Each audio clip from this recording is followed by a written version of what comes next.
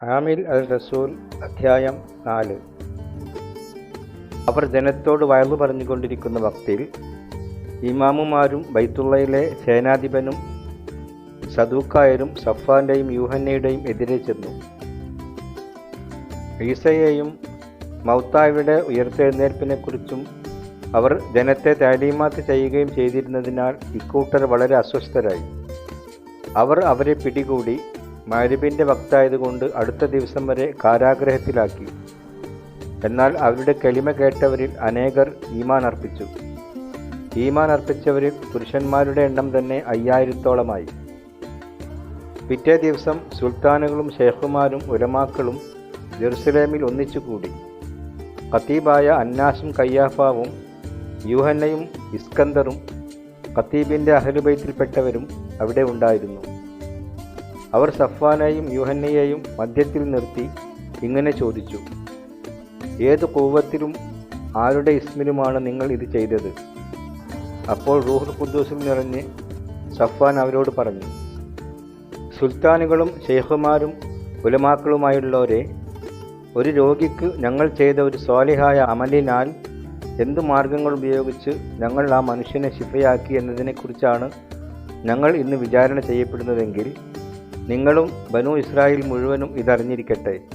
നിങ്ങൾ കുരിശിൽ തറച്ചു കൊല്ലുകയും മൗത്തായവരിൽ നിന്ന് അള്ളാഹു ഉയർപ്പിക്കുകയും ചെയ്ത ഈസാ അൽ മസീഹിൻ്റെ ഇസ്മിലാണ് ഈ മനുഷ്യൻ ശിഫയായി നിങ്ങളുടെ മുമ്പിൽ നിൽക്കുന്നത്. വീട് പണിക്കാരായ നിങ്ങൾ തള്ളിക്കളഞ്ഞ കല്ല് മൂലക്കല്ലായി തീർന്നു.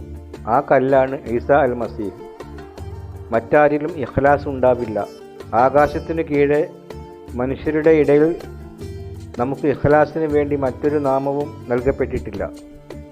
സഫ്വാന്റെയും യൂഹന്നയുടെയും ധൈര്യം കാണുകയും അവർ മുതഅല്ലിമീനുകൾ അല്ലാത്ത സാധാരണ മനുഷ്യരാണെന്ന് മനസ്സിലാക്കുകയും ചെയ്തപ്പോൾ അവർ അജബിലായി. അവർ ഈസയോട് കൂടെ ഉണ്ടായിരുന്നവരാണെന്ന് അറിയുകയും ചെയ്തു. എന്നാൽ ശിഫയായ ഇൻസാൻ അവരുടെ ഖരീബിൽ നിൽക്കുന്നത് കണ്ടതിനാൽ എന്തെങ്കിലും എതിർത്ത് പറയാൻ അവർക്ക് കഴിഞ്ഞില്ല. അതുകൊണ്ട് ഖാദിമാരുടെ മജ്‌ലിസിൽ നിന്ന് പുറത്തു പോകാൻ റസൂലുമാരോട് കൽപ്പിച്ചതിനു ശേഷം അവർ പരസ്പരം ആലോചിച്ചു: ഈ മനുഷ്യരെ നമ്മൾ എന്താണ് ചെയ്യുക? ഇവരിലൂടെ അവീമായ മുഅ്ജിസാത്തുകൾ സംഭവിച്ചിരിക്കുന്നു എന്നത് ജെറുസലേമിൽ പാർക്കുന്ന എല്ലാവർക്കും അറിയാം. അത് നിഷേധിക്കാൻ നമുക്ക് സാധ്യമല്ല. എന്നാൽ ഇത് ജനത്തിനിടയിൽ കൂടുതൽ പ്രചരിക്കാതിരിക്കാൻ ഈ ഇസ്മിൽ ഇനി ആരോടും സംസാരിക്കരുതെന്ന് നമുക്ക് അവരെ താക്കീത് ചെയ്യാം എന്ന് പറഞ്ഞു. പിന്നെ അവരെ വിളിച്ചിട്ട് ഈസയുടെ ഇസ്മിൽ യാതൊന്നും സംസാരിക്കുകയോ താലീം നൽകുകയോ അരുതെന്ന് കൽപ്പിച്ചു. സഫ്വാനും യൂഹന്നയും അവരോട് മറുപടി പറഞ്ഞു: അള്ളാഹുവിനേക്കാൾ അധികം നിങ്ങളെ അനുസരിക്കുന്നത് അള്ളാഹുവിൻ്റെ മുമ്പിൽ ന്യായമാണോ? നിങ്ങൾ തന്നെ ഹിസാബാക്കുകയും. ഞങ്ങൾ കാണുകയും കേൾക്കുകയും ചെയ്ത കാര്യങ്ങളെക്കുറിച്ച് സംസാരിക്കാതിരിക്കാൻ ഞങ്ങൾക്ക് സാധ്യമല്ല. അവിടെ ഉണ്ടായ സംഭവത്തെക്കുറിച്ച് എല്ലാവരും അള്ളാഹുവിനെ ഹംദ് ചെയ്തുകൊണ്ടിരുന്നതിനാൽ അവർ അവരെ കൂടുതൽ ഭീഷണിപ്പെടുത്തി വിട്ടയച്ചു. അവരെ ശിക്ഷിക്കാൻ ഇൻസാനിയത്ത് കാരണം ഒരു മാർഗവും കണ്ടില്ല. അലാമത്തായ ശിഫ ലഭിച്ച ഇൻസാനു 40-ലേറെ പ്രായമുണ്ടായിരുന്നു. മോചിതരായ അവർ കൂട്ടാളികളുടെ അടുക്കൽ ചെന്ന് ഖതീബുമാരും ഉലമാക്കളും പറഞ്ഞ കാര്യങ്ങൾ അവരെ അറിയിച്ചു. അത് കേട്ടപ്പോൾ അവർ ഏക മനസ്സോടെ ഉച്ചത്തിൽ അള്ളാഹുവിനോട് ദുആയിരുന്നു: യാ റബ്ബേ, ആകാശത്തിൻ്റെയും ഭൂമിയുടെയും സമുദ്രത്തിൻ്റെയും അതിലുള്ള സകലത്തിനെയും പടച്ചവനെ, ഞങ്ങളുടെ അബ്ബയും നിന്റെ ദാസനുമായ ദാവൂദിനെ കൊണ്ട് റൂഹുൽ ഖുദ്ദൂസിനാൽ അങ്ങ് ഇപ്രകാരം അരുളി ചെയ്തിട്ടുണ്ടല്ലോ: ജൂതരല്ലാത്തവർ കലഹിക്കുന്നതെന്തിന്?